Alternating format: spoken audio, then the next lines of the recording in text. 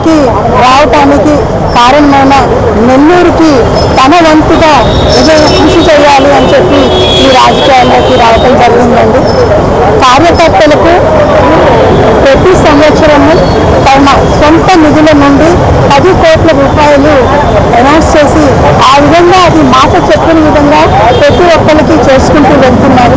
ఆర్థిక సహాయం అంటే ఏదో ఒక 500, 1000 ఇచ్చి లేకపోతే ఒక 2000, 3000, ఒక 50,000, 25,000 ఇచ్చి వాళ్ళకి టెంపరీగా ఆర్థిక సహాయం చేయటం కన్నా వాళ్ళు ఆర్థికంగా నిలదొక్కుకోవాలి అని చెప్పి ఈ అనౌన్స్మెంట్ చేయడం జరిగి తద్వారా మహిళలు కానీ ప్రతి ఒక్కళ్ళు కానీ తమ కాళ్ళ మీద తాము నిలబడేటట్టుగా కొన్ని కాంట్రాక్ట్స్ అయితేనేంటి, షాప్స్ అయితేనేంటి, వాళ్ళు చేసుకునే ఇంట్లో నుంచి చేయగలిగిన హోమ్ బిజినెస్కి హెల్ప్ చేయడం జరుగుతుంది. తద్వారా మహిళలు తమ కాళ్ళ మీద తాము నిలబడచ్చు అనేది దీని వెనకాల ఉన్న ఉద్దేశం.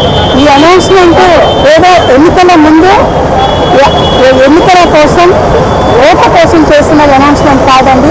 అదేవిధంగా తను గెలిపించినందుకోసం చేసిన ఇది కూడా కాదు. ఎందుకంటే ఈ అనౌన్స్మెంట్ ఎన్నికలు అయిన తరువాత రిజల్ట్ రావటానికి మధ్యలో అనౌన్స్ చేస్తుందండి.